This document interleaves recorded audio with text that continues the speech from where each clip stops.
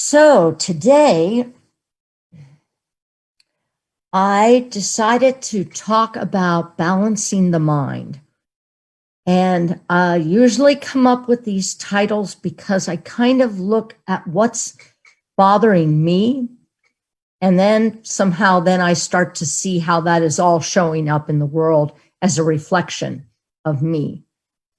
And noticing how easy my mind gets unbalanced. You know, there is a statement that I was reading, and it says, crisis precipitates evolution. To survive, civilization must radically change our destructive behavior. I'm going to repeat that because I think that we need to hear that again and again and again. Crisis, and we are in what I would call, this pandemic is a perceived crisis, absolutely. Crisis precipitates evolution. To survive, civilization must radically change our destructive behavior. I want to share with you a story about this guy named Jerry. Now, I think I may have shared this story quite a long time ago, but it's definitely well worth repeating. Jerry was the kind of guy that you love to hate. He was always in a good mood and always had something positive to say. And when someone would ask him how he was doing, Jerry would always reply, "If I were any better, I'd be twins." He was a unique restaurant general manager. And because what made him unique was he had several waiters who would follow him around from restaurant to restaurant. And the reason that they followed him was because of Jerry's attitude. He was a natural motivator. And if an employee was having a bad day, Jerry was there, right there, telling the employee how to look on the positive side of the situation. I can kind of relate to this, Jerry, after having a restaurant for 30 years. Seeing this style really made this author who writes this article curious. So one day he went up to Jerry and he asked him, "I don't get it. You can't be a positive person all the time. How do you do it?" Jerry replied, "Each morning I wake up and say to myself, Jerry, you have two choices today. You can choose to be in a good mood, or you can choose to be in a bad mood. I choose to be in a good mood. Each time something bad happens, I get to choose whether to be a victim or I can choose to learn from it. I choose to learn from it. Every time someone comes to me complaining, I can choose to accept their complaining or I can point out the positive side of life. I choose the positive side of life." This author says, "Yeah, right. It's not that easy, Jerry." Jerry replied, "Yes, it is. Life is all about choices. When you cut away all the junk, every situation is a choice. You get to choose how you react to any situation. You choose how people will affect your mood. You choose to be in a good mood or a bad mood. The bottom line is it is your choice how you live your life." Well, a few years later, this author had heard that Jerry had done something that you are never supposed to do in the restaurant business. He had left the back door of the kitchen open. And he was held up at gunpoint, and there were 3 robbers involved in this. And they wanted Jerry to open the safe. So as Jerry was nervously trying to work the combination, he was shaking and his hand slipped off the dial. And with that, the robbers shot him. Luckily, Jerry was found alive and fairly quickly and rushed to the trauma center. After 18 hours of surgery and weeks of intensive care, Jerry was released from the hospital with fragments of the bullet still in his body. The author says, I saw Jerry about 6 months after the accident, and I asked him how he was. And he replied, if I were any better, I'd be twins. You want to see my scars? I declined to see his wounds, says the author, but I did ask him what had gone through his mind during that robbery attack. Jerry said, the first thing that went through my mind was, I should have locked that back door. Then as I lay on the floor, I remembered I had two choices. I could choose to live or I could choose to die. I'm choosing to live. Well, weren't you scared? Did you lose consciousness? Jerry said, the paramedics were great. They kept telling me I'm going to be fine. But when they wheeled me into the trauma center, I could see by the faces of all the medical team that were looking at me that this was bad and that they were looking at someone who was about to die. I just knew that they felt like this was a dead man. Well, what did you do? The author asked. He said, well, there was this big burly nurse shooting questions at me, and she yells to me, are you allergic to anything? And I replied, I took a deep breath before I replied, who remembers? And I yelled, I'm allergic to bullets. Over the laughter, I told him, I'm choosing to live. Operate on me as if I am alive, not dead. Jerry lived thanks to the skill of his doctors and because of his amazing attitude. I learned from him that day that every day we have a choice to live fully. Attitude, of course, is everything. Boy, if we could all be a little more like Jerry. You know, Linda, I think her name is Masterson. Linda Masterson has a quote. It says, the wilder the ride, the faster the energies move. The greater the opportunity to transform energies and shape our own reality. Think about the wild ride you are all on at this moment in time. It is a wild ride. And as we, are moving towards Thanksgiving week, and for many of us, this has been unbalancing our minds. Do I go? Do I stay? Well, it's only 6 people. Oh, now it's up to 15 people at the dinner table. Do I go? Do I stay? It's the mind is just like this. And she says, the wilder the ride, the faster the energies move. And the faster the energies move, the greater opportunity to shape our own, and I'm going to say shape our new reality. Bruce Lipton is one of the guys, one of the, quantum physicists that I follow. And he said that in the midst of chaos and upheaval, step 1, it is important to consciously set your intentions, your personal goals, and look at what is my purpose, visualize it, write it down. It is important to consciously set our intentions. That's step 1 in the midst of chaos and upheaval. Then step 2, it's most important, as there is a quote, the road to hell is paved with good intentions. So it's very important not to just have the good intentions and write them down. It is about considering going beyond that to action. Think about that. It's good. You got to have the intentions and you got to set them, write them down. But that's all well and good. But most of the time, nothing's going to happen until we put action to those intentions. Action is change your behaviors that have been programmed in your subconscious mind. This is important. How we take action.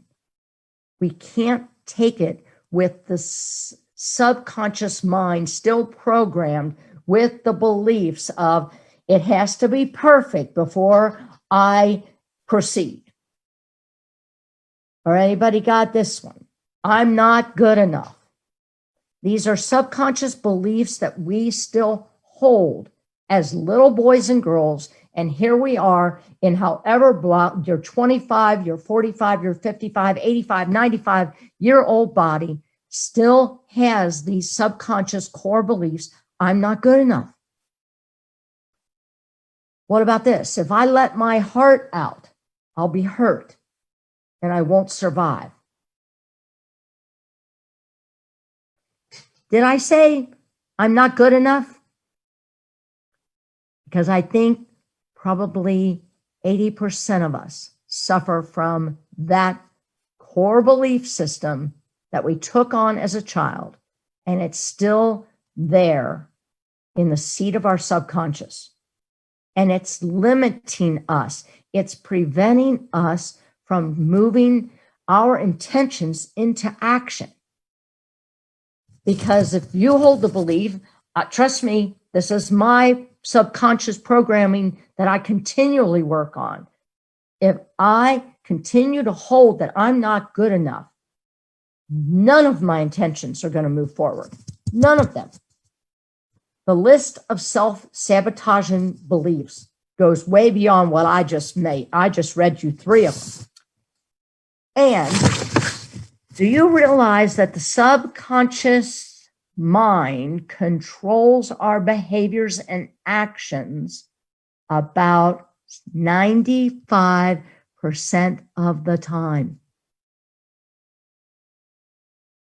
95% of our time is spent in the subconscious mind. So we really need to look at reprogramming our subconscious mind.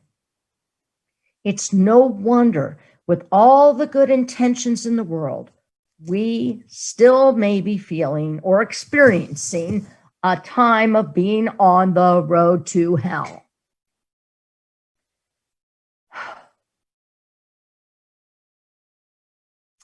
You know, I spent a time, just a brief time, but it was very painful for me. I did a wedding this weekend, and it was in an outside in a barn. And I remember looking around and thinking, there's only 5 of us that have masks on. Now, however you feel about masks, that's not my agenda here. My agenda is to catching myself as to how I took that on in my subconscious somewhere back there, which reminds me, since a little girl, I won't be safe. I might get sick, that belief system. And I started making judgments all over the place. But guess who I judged the most? Me. I was judging myself the most of just going down the rabbit hole. And so I realized, no, I'll have to admit, I didn't realize it until I got home and shared my feelings with Michael.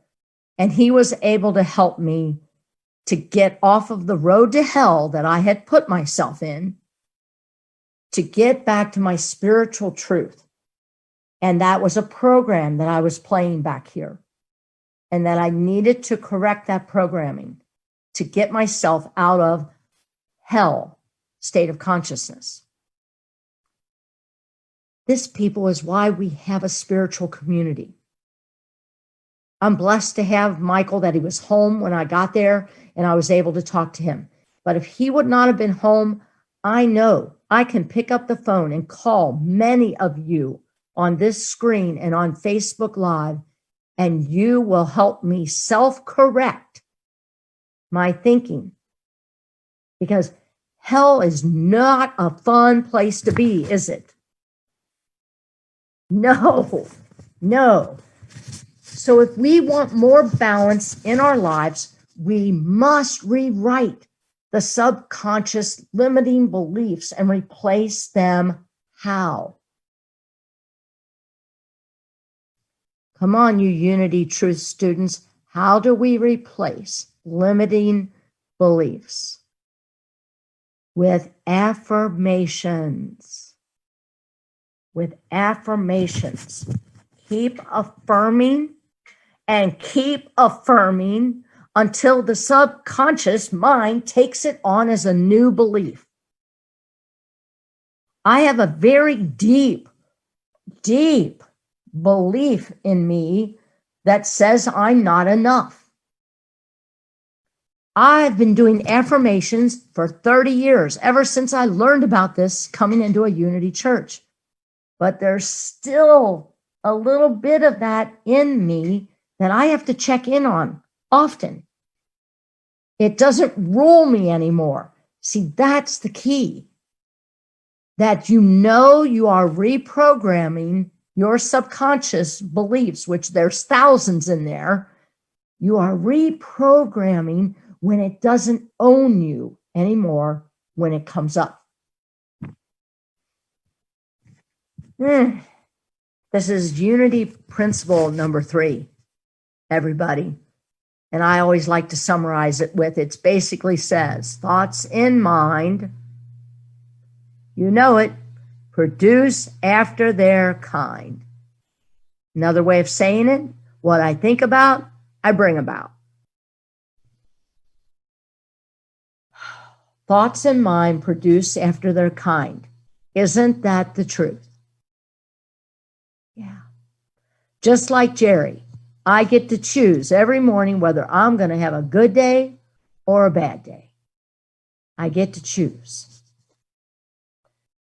So today I'm talking about mastering your mind, mastering your mind, mastering your conscious and subconscious mind, bringing it into balance, okay? How do we do this? Honestly, we do know the answer. We balance our mind, again, by bringing the conscious and the subconscious mind in balance. And we do it through, I'm going to ask that question again. Affirmations. Affirmations and gratitude. Affirmations and gratitude. You know, there's a saying that I absolutely love. If you know it and you don't do it, then you don't know it. If you know it and you don't do it, then you don't know it. This is that action step. Step number 2 I was talking about. You can know it, but if you don't put feet to it, then you don't really know it. You know, we may know this. We may read about this. We may talk about all this affirmation stuff. But if we don't do it, then we don't know it. You know, listen to this. And I know I've shared this before. I will continue to revisit this until the percentage hits 50% or less. 70% of the time, most people are living in a stress mode. 70% of the time, most people are living in a stress mode. Therefore, knowing and hearing that, to me, I feel that 70% of the time, our minds are an unbalanced mind. Would you agree? That's a high percentage of our time. Unbalanced. How can we achieve a more balanced mind? You know, in Romans 12, it says, do not conform to the pattern of this world, but be transformed by the renewal of your mind. Do not conform to the patterns of this world, but be transformed by the renewal of your mind. Proverbs 17 says, a cheerful heart is good medicine. I'd say that was true for Jerry, wouldn't you? But a crushed spirit dries up the bones. A crushed spirit dries up the bones. You know, one of my favorite authors, when I came into Unity, it was right about the same time as Louise Hay was really doing her active work with AIDS patients. And I would say she, to me, was one of the queens and forerunners of affirmations and the power of positive thinking. And she says, have you ever wondered how you can achieve balance in your life? One way to ensure a balanced life is to think positively. This is because your thinking can shape how you perceive any situation throughout the day. Although a positive attitude is not an automatic guarantee of success, a negative attitude is a guarantee of failure. Think about that. Using affirmations has pretty much increased the chances of success. You know, I think about, and I asked permission if I could share her name. Most of you know her as Alicia Slagle. But as I look around this screen, there are quite a few of you that if I would have had time this morning, I would have texted you all to ask if I could name all of you who really have walked through what I'm saying this morning, through an illness and or a personal crisis in your life, and through the power of affirmations and gratitude, you experienced a healing, a physical healing, an emotional healing through positive affirmations and gratitude. I've seen many of your Facebook posts.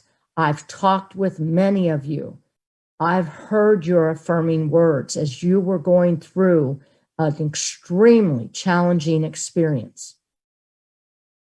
And I've watched every one of you raise to a higher consciousness.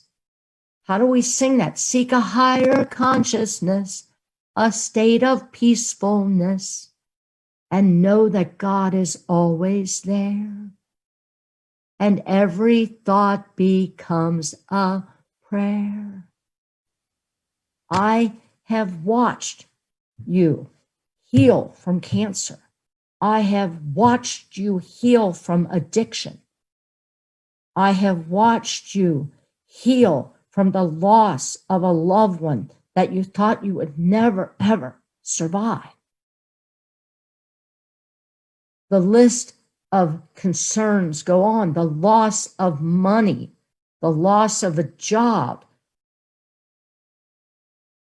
And I've watched you, and I've watched myself go through traumas and physical loss and emotional loss and financial loss. I've been there too. And I've watched myself through the help of Unity and a 12-step program, in my case was Codependent No More, that helped me through the power of positive thinking, because I used to think that was a bunch of airy-fairy stuff, right? Pollyannish.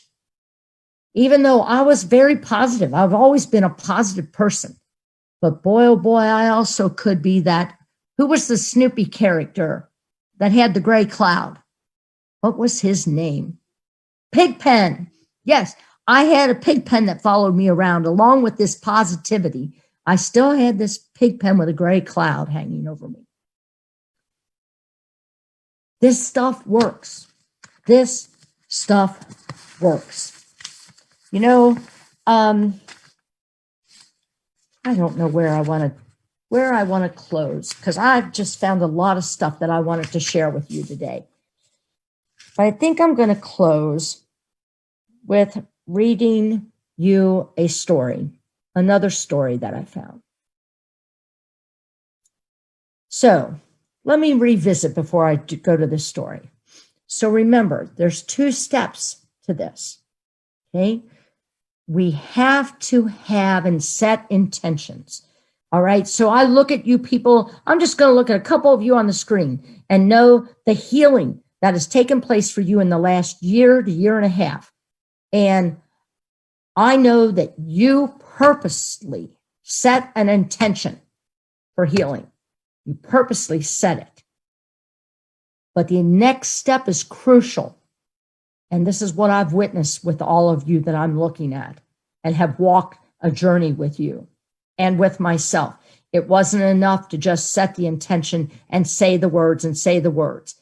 It was about me putting feet and action to the words. It was about me really owning that statement. If I know it and I don't do it, then I don't know it. And I wanted to know it. I wanted to know it, and I wanted freedom in my life, freedom from this suffering, freedom from being the victim. And so it was key. These are the 2 steps. And how you get to step 2 is through the power of affirmations and gratitude. So I just wanted to bring that full circle back to you, that these are the key 2 points I leave you with. And the third is the how-to of affirmations and gratitude.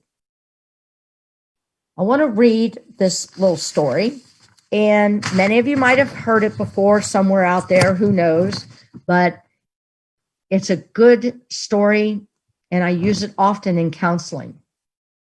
And it was something that I also shared with my sister, because she was really dealing with some very hurtful feelings in her family because of the divisiveness that's been going on. And it has affected her immediate family. And she was just really struggling. And so I shared this story with her. One day, a professor entered a classroom and announced a surprise test. Hearing this, all the students, of course, got anxious and started thinking about, oh gosh, what's going to be on this test? The professor distributed the question paper with the front of the paper face down and asked the kids to just wait till he passed out all the papers, and then said, now turn your test over. All the students turned their papers over, and to their surprise, it was a blank piece of paper with a black dot in the center of it. He says, I want you all to write a few lines about what you see on this paper. All the students were stupefied, but they didn't have a choice. All right, okay, so I'm supposed to write a few sentences about what I see on this paper. So once everyone was done, the professor collected all their answers and started reading out each answer to the class. Without one exception, every single student wrote 3 to 4 sentences about the black dot on the picture, on the piece of paper. Now, he says to the class, none of you are going to be graded on this test. I just wanted you to ponder over something. All of you wrote about the black dot. No one wrote about the white part of the paper. The same thing happens in our lives too. We all have a white paper to observe and learn from. Yet, we always seem to focus on the dark spots. We have so many reasons to celebrate. our parents, our coworkers, friends, health, a good job, a child or grandchild's smile, the miracles we witness every day, and so on. However, we simply limit our horizons by focusing on just the dark spots, our disappointments, our frustrations, our fears, anxieties, things that bother us, people that wronged us, etc. In our day-to-day lives, we tend to take so many things for granted and focus our energy on insignificant dot-like failures and disappointments. Ooh. Any of you experiencing focusing on the dark spots over this last couple of weeks? And especially leading into Thanksgiving, and especially leading into the COVID numbers. And now is our county purple or your county purple? And what are the mandates in Kentucky? What are they in Indiana? What are they in Ohio? These are just a few of the dark spots that we're all looking at, aren't we? But there's also this whole canvas of white paper. This is the affirmations and the gratitude that I encourage you to focus on as we move through this week. And know that you have a spiritual family here to support you. Our staff at Garden Park is only a call away. So know that. I'd like us to close with our weekly affirmation. And I really would hope that you write this down for yourself and use it often this week, because it is critical to try and keep this wobbly mind that keeps wanting to look at the dark spots to be balanced and to look more at the white canvas on the paper. Here's our affirmation for this week. All areas of my life are harmonious and balanced. Let's say that together 2 more times. All areas of my life are harmonious and balanced. Say it with meaning. Can you really feel this? Because you're telling your subconscious mind, cancel back there. This is the truth. All areas of my life are harmonious and balanced. And so it is. And I say namaste, that the Christ presence in me truly sees and honors that Christ's presence in each and every one of you. Namaste.